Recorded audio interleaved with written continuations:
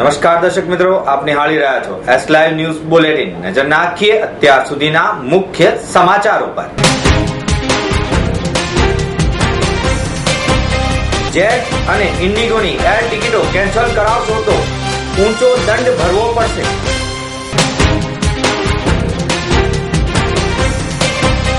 રખડતા કૂતરાના ત્રાસથી જગત આખું પરેશાન।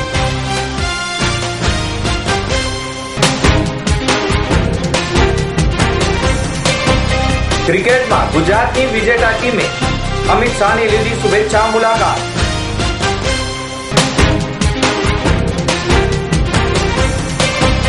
પાવરફુલ રોલ નહીં પરંતુ સ્ક્રિપ્ટની હંમેશા શોધ રહેશે, કહ્યું ખંડેલવાલે। દેશની સૌથી મોટી એરલાઇન્સ ઇન્ડિગો અને જેટ એરવેઝે પ્રવાસીઓ પર ટિકિટ કેન્સલના દંડ વધારી દીધા છે। અમુક કિસ્સામાં ટિકિટ કેન્સલ કરાવવા પર 100% રકમ ગુમાવવી પડશે। બંને એરલાઇન્સોએ છેલ્લા કેટલાક દિવસમાં ટ્રાવેલ એજન્ટને આ વિશેની જાણકારી આપી છે।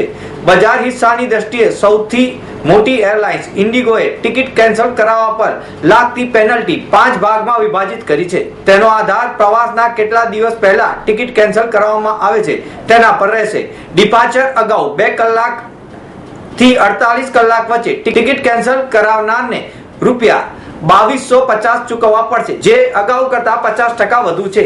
2 દિવસ થી 7 દિવસ વચ્ચે ટિકિટ કેન્સલ કરાવનારને ₹2000 ની પેનલ્ટી લાગશે, જ્યારે 7 દિવસથી 30 દિવસ વચ્ચે ટિકિટ કેન્સલ થશે તો 1500 પેનલ્ટી લાગશે।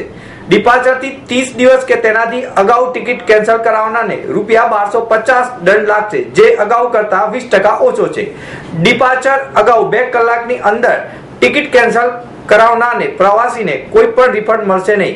ડિપાર્ચર થી 4 કલાકથી 7 દિવસ વચ્ચે કેન્સલ કરાવનારને ₹2500 ચાર્જ લાગુ પડશે। રસ્તા પર વસતા કૂતરાઓની સમસ્યાથી જગ આખું પરેશાન છે। અનેક ઉપાયો છતાં રખડતા કૂતરાઓની વસ્તી અને રંજાડ ઘટતો નથી। મોટા શહેરોમાં મ્યુનિસિપલ તંત્ર અને રાજ્ય સરકારો આવા રખડતા કૂતરાના રંજાડને નિવારવા માટે લાખો રૂપિયા ખર્ચ કરતી હોવા છતાં પણ સમસ્યા ત્યાંની ત્યાં જ રહે છે। રખડતા કૂતરા કરડવાથી અનેક લોકો મોત નિપજ્યા છે, જ્યારે અનેક લોકો ઈજાગ્રસ્ત પણ થયા છે। આ સમસ્યા ભારતમાં નહીં પણ વિદેશમાં પણ છે। પાકિસ્તાન, ઇટાલી, રોમાનિયા, સબર્નિયા, પ્યુર્ટો ફિલિપાઇન્સ અને થાઇલેન્ડમાં પણ રખડતા કૂતરાનો રંજાડ છે। રખડતા કૂતરાથી થતી સમસ્યાઓમાં પહેલી સમસ્યા એ થાય છે કે તે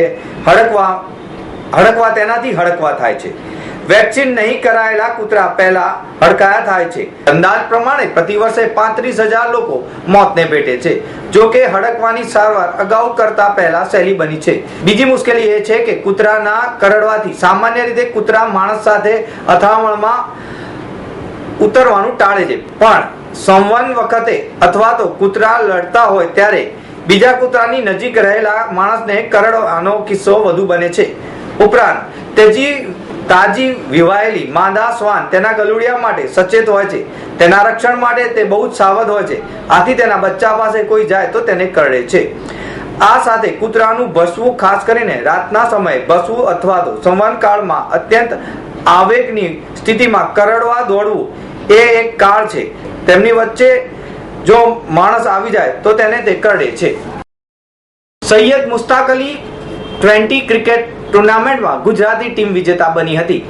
આ ગુજરાતની વિજેતા ટીમ ભાજપના રાષ્ટ્રીય અધ્યક્ષ અને GCAના અધ્યક્ષ અમિત શાહની તેમના દિલ્હી નિવાસ ખાતે શુભેચ્છા મુલાકાત લીધી હતી। આ પ્રસંગે GCAના ઉપાધ્યક્ષ પરિમલ નથવાણી તથા હોદ્દેદારો રાજેશ પટેલ, ધીરજભાઈ જોગાણી હાજર રહ્યા હતા। આ પ્રસંગે અમિત શાહે જણાવ્યું કે ગુજરાતમાં ક્રિકેટની રમતને વિશેષ મહત્વ આપવામાં આવે છે, તેમજ ખેલાડીએ કરેલા અથાગ પ્રયત્નો અને ટીમવર્કને કારણે ગુજરાતની ટીમ વિજેતા બની છે।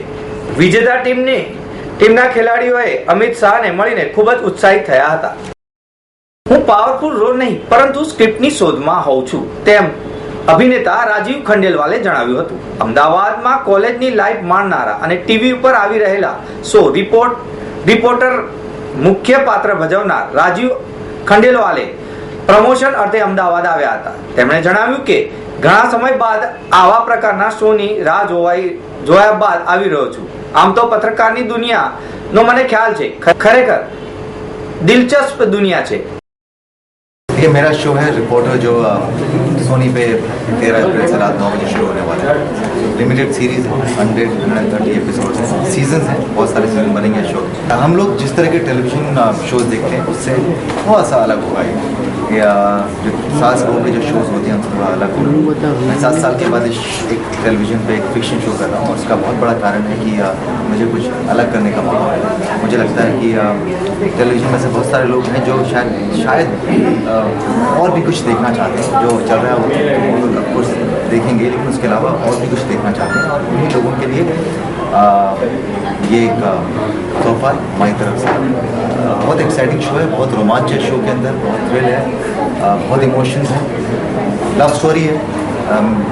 मीडिया की दुनिया में बसी हुई एक लव स्टोरी है। 2 अलग अलग किस्म के लोग हैं जिनकी विचारधाराएं अलग हैं, जिनकी सोच अलग है, जिनकी एम्बिशन अलग है, और वो किस तरह से एक ही छत के नीचे काम कर रहे हैं और किस तरह से उनकी लव स्टोरी होती है, उसके बीच में क्या होता है और वो लव स्टोरी कहाँ जाती है। ये बेसिकली शो का दायरा है।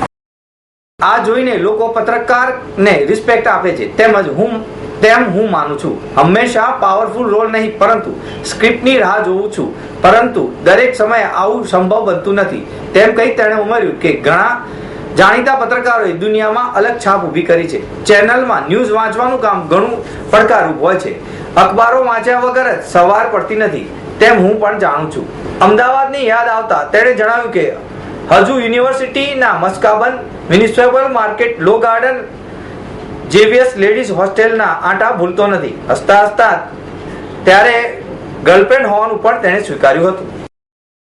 તો મિત્રો, આ હતા અત્યાર સુધીના મુખ્ય સમાચાર. સમાચારની ખાસ ગતિવિધિ માટે આપ નિહાળતા રહો એસ લાઈવ ન્યૂઝ બુલેટિન. નમસ્કાર.